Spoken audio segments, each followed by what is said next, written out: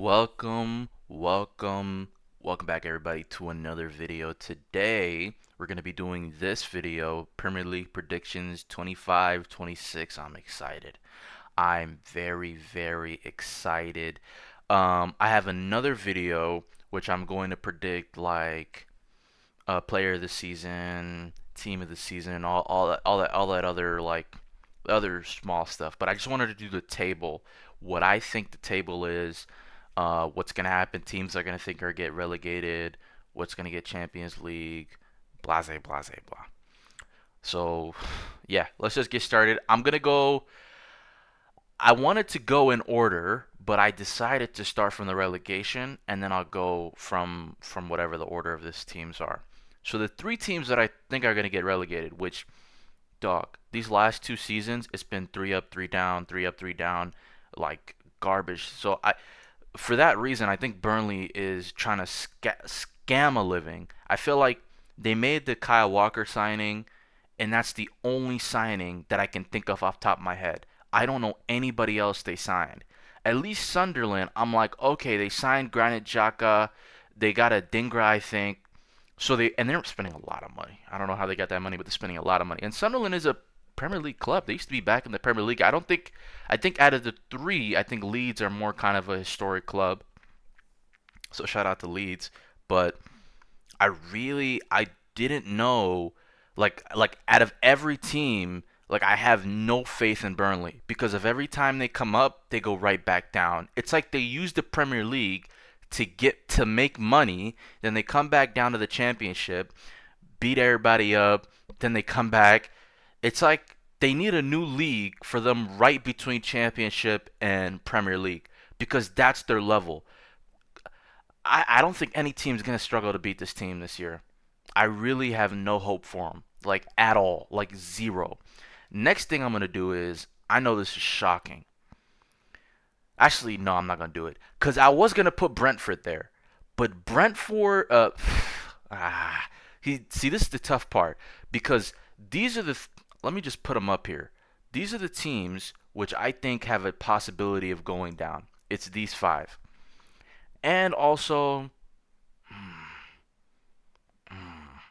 I can't put Nottingham Forest in there, but Nottingham Forest is gonna fail this season. But these five teams right here, yeah, the one I believe in the least is Burnley. But the other four are so difficult to predict. But because Brentford have lost Thomas Frank, they've lost what's it called? The Mbeumo to Man United. They lost Norgard, their captain. They're about to lose Wissa to Newcastle. It's like cause I don't even know who the fuck is still in that club. Like I can't make a conscious decision of letting them of me being like, okay, these guys are gonna stay up. Like, why are they gonna stay up? They lost the guy who brought them to where they are, Thomas Frank. Like people are like, I don't think people understand how good of a manager he is and how well he was doing with this type of club because this is like one of the smallest clubs in the entire like London. Like it's not like even the clubs in the Champions League are bigger than Brentford. This guy built this club, and he built. How many strikers has he built? He built what's his name, Ollie Watkins, Ivan Toney, Wissa, and Mbeumo. He's made them all successful by himself. That's why when Richarlison still is in the team and Solanke and all them, I believe in them because Thomas Frank is at the helm, and I believe in that guy. But now without him, you lose your identity as a club. But do they get relegated right away? I don't know. Sunderland are staying up. I'm keeping them in 17th. Leeds also, I think, are staying up. I'm putting both of these guys down. I'm saying those two are staying up. I believe in them. The reason why is Leeds is a historic club, and I hear the consensus is everybody thinks they're going down. And if everybody thinks you're going down, I'm gonna be the outlier and say you're not going down because Leeds for sure. It's gonna be tough.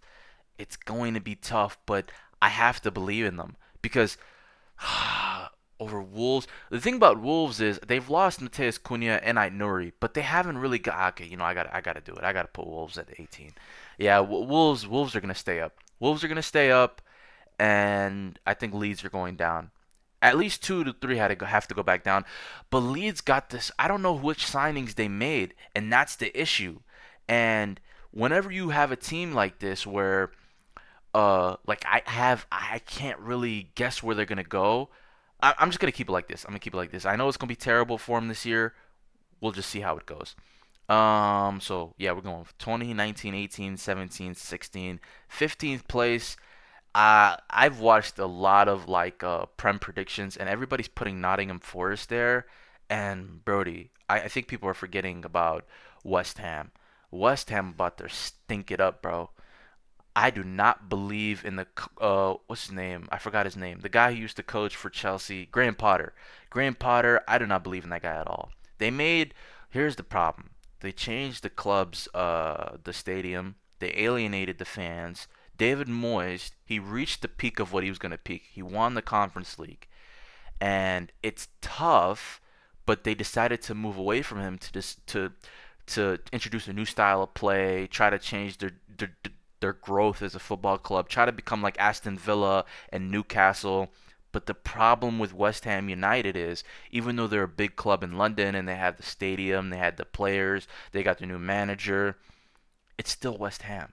Like, I truly couldn't find something that like made me think that these guys are going to stay up, because I see the signings they made, I seen the coach they have, and I'm like, I still don't believe in y'all.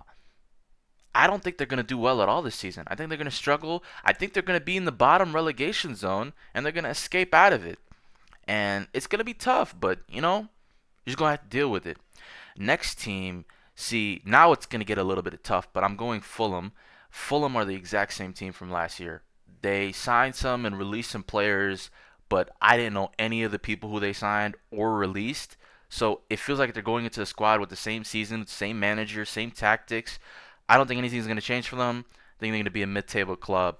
I think like lower mid-table, because I think the other teams are going to really do well, especially with now James McAtee going to Nottingham Forest, and they might be getting Rico Lewis as well from Man City. So I think those are two great players, and if Man City lose both of those players to Nottingham Forest, and they already have Gibbs White, I think they're gonna do better than Fulham, and that's why I got them above Fulham. Wait, hold on. 17, 16, 15, 14, 13. Yeah, this makes sense right here. And I know Nottingham Forest, the biggest issue I have with Nottingham Forest is they're playing in the Europa League, not the Conference League. Conference League is chill. And the people who are saying that, which team is it? I think Crystal Palace. Crystal Palace is going to struggle with Conference League football. Are you any Premier League team who gets Conference League football have maybe one or two teams they have to worry about in the entire fucking conference football tournament. Like, they have one or two teams they have to worry about. That's it. If you're a Premier League team, the levels that you have to be at, I think the lowest European, like the challenging European, is Europa League. Conference League is not meant for teams like Crystal Palace and Nottingham Forest and even West Ham. I think West Ham this year can be better than 80% of the teams in the Conference League. It's just because of the level of the Premier League is at. It's just they have just gotten higher and higher and higher, especially the mid-table clubs, and it's really really tough to put on. Now we go. Now we're going to the higher mid, 8 to 12. Now I'm just gonna start putting some of these guys in. Uh, Let me not put them in. Them, them. Yeah, 8, 9, 10, 11. I need one more. One more. We're going Brighton. So these are the five that are gonna be in the contention. The order is tough. Man United got a whole new attack. But the two things that really, really kind of like making me question how good they're gonna be are their defense and the midfield. They A lot of the players went down last season, and first of all, only defender I trust on that team is Lenny Yoro, and he's young as shit, so I can't trust him. And the other one is Delict, but Delict is not showing me anything good. Lissandro Martinez has been ass cheeks. Maguire, he's past it. This is a World Cup year, so I don't think that he's gonna be terrible. I think he's gonna actually try his best and try to get into the England squad. But like, I have no like every like footballing brain in my body is just whatever. What the fuck was that statement? Every idea that I've had is just There's no way Man United improve dramatically from last season. They were 15th. Do I think they're going to make the top 5? Fuck no. Top 7? No. Can they make top half of the table? I think yes. And I think I actually got this spot on. I think I got this spot on because Brighton, Hove, and Albion, it's these two are the toughest ones, Bournemouth and Brighton, because they performed very well last season. But now they're going to finish in the bottom half of the table. That's the toughest question. Because if you see the way that uh, Brighton and Bournemouth have done business, or not even Bournemouth, just Brighton. They lose a player, they replace them. They lose a player, they replace them. They sell a player, they replace them. But whenever they lose a substantial player like Carlos Baleba, which I think he's gonna go, he's definitely gonna go. It takes them a season to get back to what they were at. Hertzler, not confident in you, bro. Sorry. They lost João Pedro. That guy is gonna be phenomenal for Chelsea. He's gonna be amazing. Like I think he's gonna be contender for player of the season. And not only that, because not only do Chelsea have João Pedro, they have Liam Delap. So they can play both of them because João Pedro can play behind the striker. So they can play Liam Delap top, João Pedro under him, Cole Palmer can play on the right, and they can have Pedro Neto on the left. That attack is deadly. And they still have Esteval, Gittins on the bench. They're getting Xavi Simons. Chelsea about to go crazy this season. But Brighton, I don't believe in Georgino Rudder at all. Mitoma, he's past it. Asensio, that guy's gone. O'Reilly looks like he's going to Juventus. Who else is in their midfield? Baleba, he's going to Man United. Defense is a 50-year-old Lewis Dunk. That guy is well past it. Verbruggen or Steele in goal. I don't believe in either one of them niggas. I don't even know if they're still on the team. So it's really tough. It's really, really, really tough for me to put Brighton in anything. So I think they're going to finish bottom half. Now the two that I'm contending with is United and Bournemouth. I think Bournemouth, I don't think United finished in the top half. I think Bournemouth will finish 10th. Everton, new stadium. They got good players. They got David Moyes. It's really tough for me to think they're like, dude, this is the hardest part of the right here. These 5 are they're all gonna finish with like right within each other, and I don't know where. But yeah, that's my prediction for now. It's because I feel like Man United are gonna get 8th. Also, I have not talked about Everton and Crystal Palace as much. Everton, I believe, are gonna do well this season. They got a new stadium. They got the boost. They got Jack Grealish, who looks like he's trying to, get into the World Cup. They got a Iliman Ndiaye, who I think is gonna explode this season. David Moyes is a great manager, especially since he left West Ham. I feel like he feels like he's kind of slighted, and he did really do well for him. So I think he's gonna do well again here with Everton. And now let's get to Crystal Palace. Hot take of the year: Oliver Glasner is one of the best managers in the Premier League. You know how they always they talk about the big club managers: Pep Guardiola, Arne Slot, Mikel Arteta, Enzo Maresca. All these guys for the big clubs. I feel like it's not a harder job, but it is a just as hard job to be coaching these mid-table Premier League clubs and try to fight against these big clubs and win something.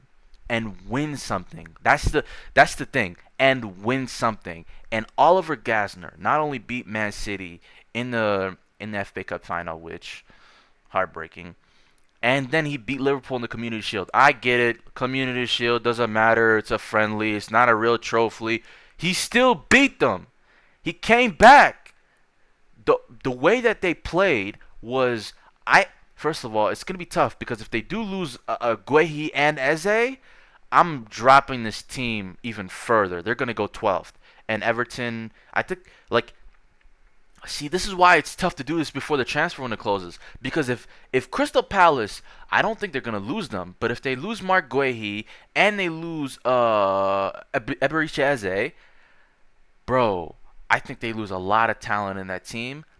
And they also have to play in the Conference League, which I don't think is a problem for them. But it's still gonna be tough. So it's tough because If they do lose them, okay, let's say the transfer league is over. Manchester United get Baleba, they're finishing eighth. Crystal Palace lose Eberici, Ede, and Guehi, they're finishing below Brighton. Everton, if they get, I don't think they're linked to any more players.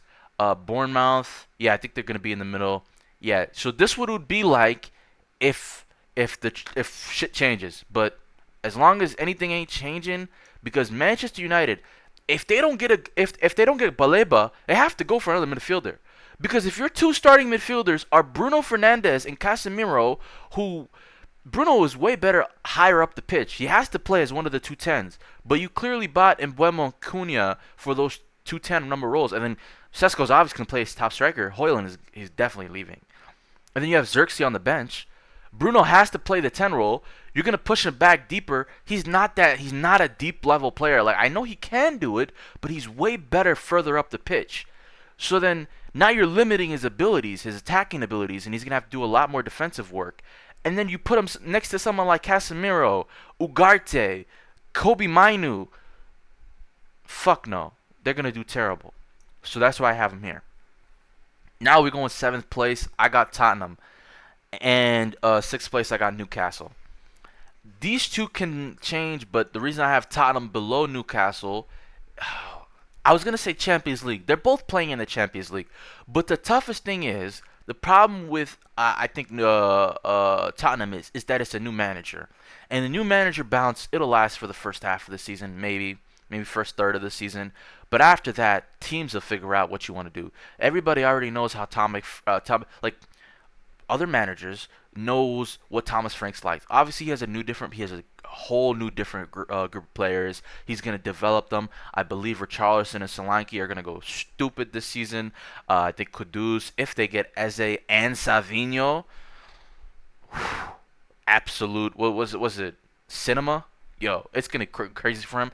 And I think if he gets Eberici, Eze, and Savinho, he's finishing top 5. Thomas Frank with Tottenham, but without those signings, man, these are without signings. I'm having him 7th, and I think they're going to do really well this season. They're going to have a way bigger bounce back from last season's 17th place. That is disgraceful. That's worse than Chelsea, because Chelsea, even though they're finishing 12, 10, 12, 11, whatever, it was still not relegation. These guys almost got relegated. Let's not forget that. That is disgraceful from a Big Six club. Next, we got Aston Villa. I think Aston Villa are going to finish 5th. Aston Villa this season are not moving me. But the reason that I have them 5th is because they're not moving me. They haven't moved me at all. And the fact that Newcastle don't have another striker is the reason why I put them below Aston Villa. Because Isak is going. It doesn't matter if it's right now or maybe like in the winter or next year. He's going. The guy's gone. He's gonna get 120, whatever. He's gonna go to Liverpool, and it's disgraceful the way he's leaving the club. But like, what can you like? If I'm Alexander Isak and I'm 25 years old, I shouldn't have signed the contract. Yes, but I want to leave. Let me leave. What are we doing here? They don't have Ekatike. They're not getting what's it called, Sesko. So who else they got? They're looking at Samu. They're looking at Nico Jackson, Wissa. Like all these mid strikers, if they get Jackson and Wissa, I think those two will be better than will be better than nothing, obviously, but not better than Isak. But as long as this Isak like shit goes on, I have Newcastle in 6th, Aston Villa in 5th. Now the top 4, this was by far the hardest part. Like the relegation is like it's tough, but it's not harder than predicting the winners. I have Man City championships. I'm biased as fuck. I'm a Man City fan. I don't give a fuck. I have us winning the league because it's two things. People are doubting Pep Guardiola for I don't know what reason. They think he's going to come 3rd. I've watched so many Prem prediction. They have him 3rd.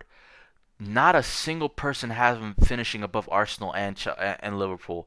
People think Arsenal and Liverpool and Chelsea are just going to not Chelsea, but Arsenal and Liverpool are going to just have their way with Pep Guardiola. I don't think so. I don't think so at all.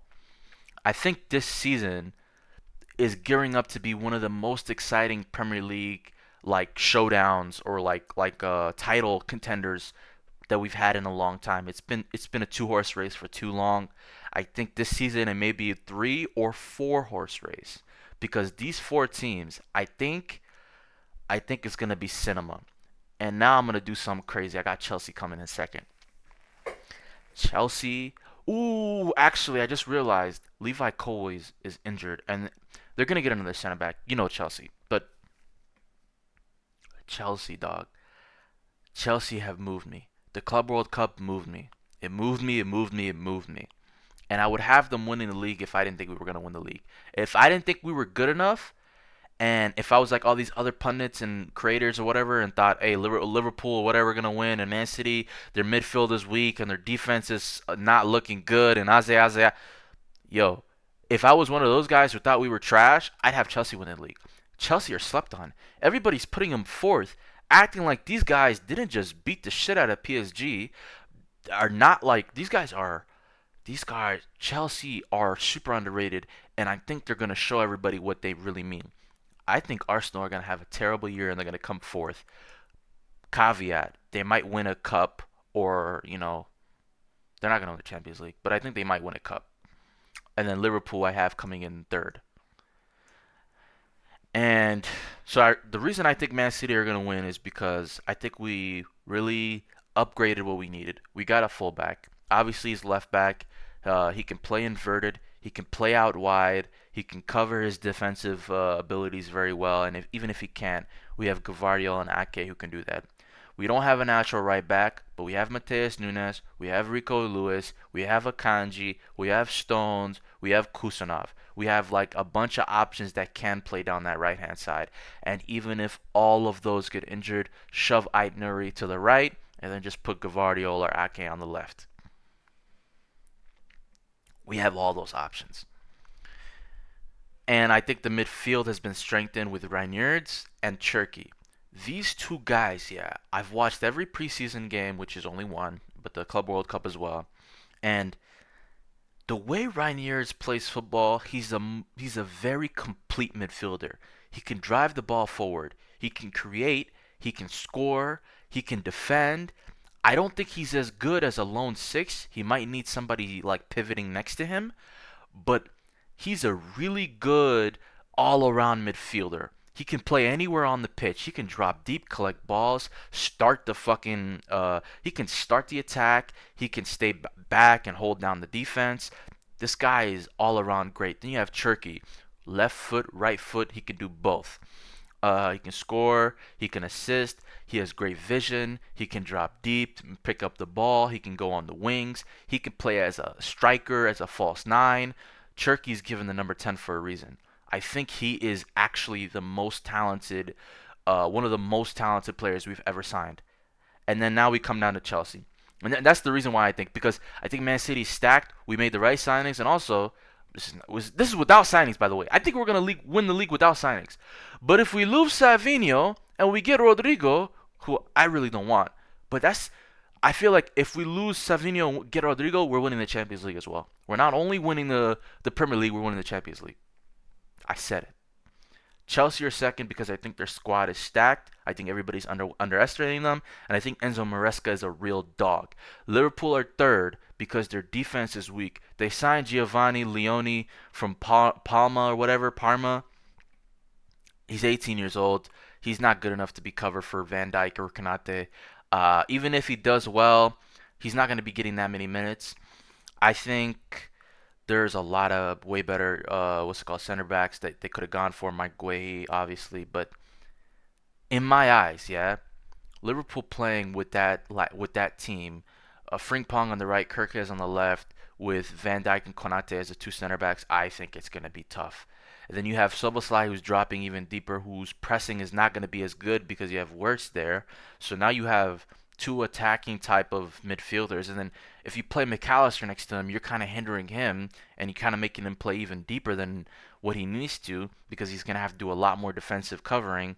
Obviously, they have Gravenberg. They have, but I'm just going off what they started in the Community Shield. Obviously, Gravenberg was away because of personal issues.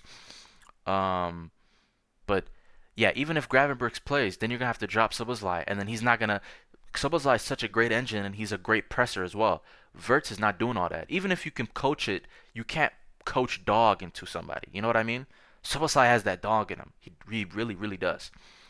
And the reason Arsenal coming fourth to me is I think they're past it. Like the prime, like you know when people say you have a sweet spot to get something done, and if you pass that sweet spot, it gets tough. I think this season, Mikel Arteta is getting sacked, and I don't think it's his fault. I think the competition this year is harder than the years before. He had a chance to win the Premier League, he lost it. He had another chance, he lost it. He had another chance.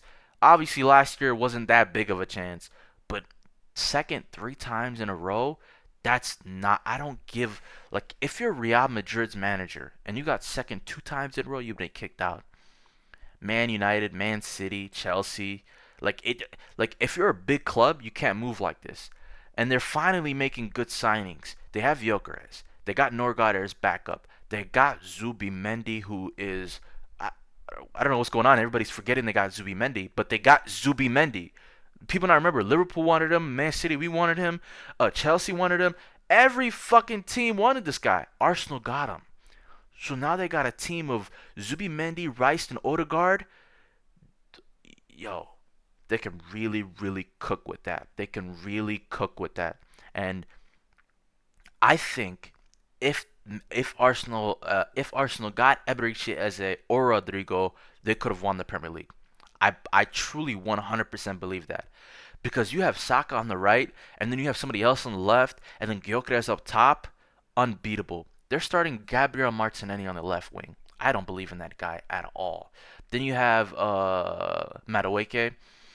He's not it. Trussard might be gone actually. I don't know, but none of those guys are believable. I think the defense is solid. The midfield is great. I think the attacking is where it's gonna, especially that left-hand side, because Gyökeres, people are assuming he's gonna come into the league and he's gonna score blase blah goals. He was already in the Premier League, so he already knows how this works. Obviously, he's a better player than what he was at Sporting. He unlocked something, but a lot of those goals that you see from Sporting are him getting the ball from deep, one touch, bang. He has really good striking ability. He has really good goal awareness. He knows where the goal is. He can shoot with both feet. He can hold the ball back to play with his back to play, and he can do all those things. But when it comes to a heavy possession side, can you adapt your game even further? Because this is not no Portuguese league. Obviously, in the Portuguese league, he's one of the best teams. The Premier League, you have like if you don't play anybody, like if you're playing anybody from the champions until maybe like West Ham, I think that's a difficult game. Like from the champions till West Ham, like the top 15 of the Premier League, those are all tough games. I think the bottom 5 are a lot less difficult than the top 15. But if you're any team in the top 15 playing another top 15 team, that's terrible. That's just my opinion. And these are without signings. If there are more signings made in blah say blah, I'm gonna update this. But these are my thoughts. Thank you guys for watching. It's been a long video. I've been yapping for too long. Thank you guys for watching. Peace.